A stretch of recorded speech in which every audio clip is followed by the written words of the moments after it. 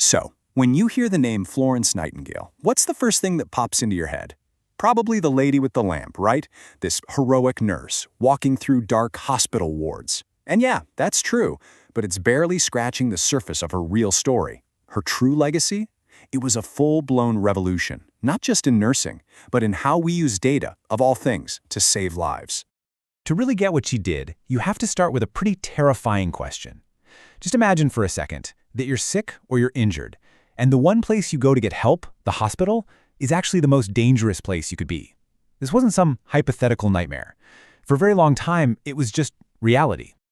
You see, the hospitals of the early 19th century were, well, they were horrifying. We're talking filthy, totally chaotic, and disorganized. They were literal breeding grounds for diseases like cholera and typhus. It was common for patients to have to share beds, so you could be lying right next to someone with a deadly contagious illness. Honestly, they weren't places of healing. They were places people went to die. But one woman was about to walk into this mess and challenge the entire broken system, and her name was Florence Nightingale. Now, you've got to understand, Nightingale was born into incredible wealth and privilege. Her world expected her to marry well, run a big house, and that's about it. But when she was just 17, she felt what she described as a call from God to serve others.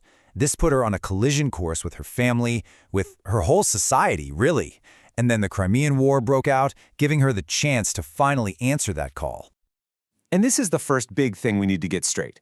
She wasn't just a nurse, not even close. She was a brilliant statistician, a math whiz, and a totally relentless social reformer. She used numbers and data like a weapon to fight for change, and in doing so, she became one of the most important figures in the entire history of public health. Her battlefield wasn't going to be one of cannons and guns. It was a squalid military hospital during the Crimean War, and this is where the legend was truly forged. Okay, so when British soldiers got hurt in the Crimea, their biggest enemy wasn't on the battlefield. It was in the hospital. An absolutely shocking number of them weren't dying from their battle wounds. They were dying from diseases they caught inside the very place that was supposed to save them. The situation was completely out of control. At the main British hospital, the death rate for admitted soldiers was a staggering 42%. Just let that number sink in for a moment. That means nearly 1 out of every 2 men who walked through the hospital doors for care never walked out again. And then, everything changed. Florence Nightingale showed up, leading a small, hand-picked team of nurses she had trained, and she was ready to take charge.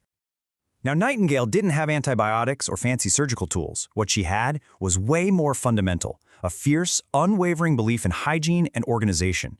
That's it. She and her team got to work. They scrubbed the hospital from top to bottom, they got the soldiers clean bedding, they opened windows, and they enforced basic sanitation. And the result? It was nothing short of miraculous. The death rate plummeted from that catastrophic 42% all the way down to just 2%. This wasn't magic. It was the power of simple, data-driven reforms. Her tireless work, often staying up late into the night, checking on her patients by the light of a single candle, earned her that famous nickname, the Lady with the Lamp.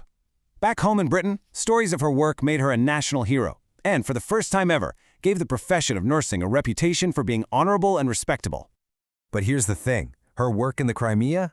That was just the beginning. Armed with cold, hard data and a massive reputation, she was about to use her fame to launch a full-on revolution that would change medicine forever. So when she finally returned home, Nightingale was shocked to find out she was basically a celebrity. But instead of just basking in the glory, she saw it as a tool. She leveraged her fame to get meetings with Queen Victoria, with powerful government officials, and she began a relentless campaign for massive, systematic reform. She pioneered a whole new way to design hospitals, calling it the Pavilion Plan. Using her data from the Crimea, she pushed for ideas that seem totally obvious to us today, but were revolutionary back then. Things like better ventilation, more windows for sunlight, bigger rooms with more space between patients, and, this one was huge, separate wards to keep infectious diseases from spreading like wildfire.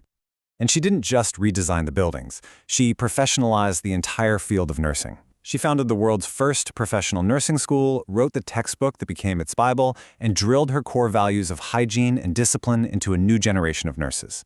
And maybe most critically, she proved that statistics, cold hard numbers, could be the most powerful tool of all to convince politicians to actually invest in public health. I mean, the scale of this change is just night and day. She took the hospital from a chaotic, filthy death trap and turned it into a clean, organized place focused on actually caring for patients. Because of her, the very idea of what a hospital is supposed to be was completely redefined. And it's really amazing when you put her work in context. Her practical, on-the-ground reforms were the perfect partner for huge scientific breakthroughs happening at the same time, like Louis Pasteur's germ theory, the discovery that tiny, invisible microbes are what cause disease. Together, these two forces literally dragged medicine kicking and screaming into the modern era. So, Florence Nightingale wasn't just a compassionate nurse. She was a data-driven visionary, a statistician in a war zone. She proved over 150 years ago that one of the most powerful tools we have to save human lives is simply collecting and analyzing data.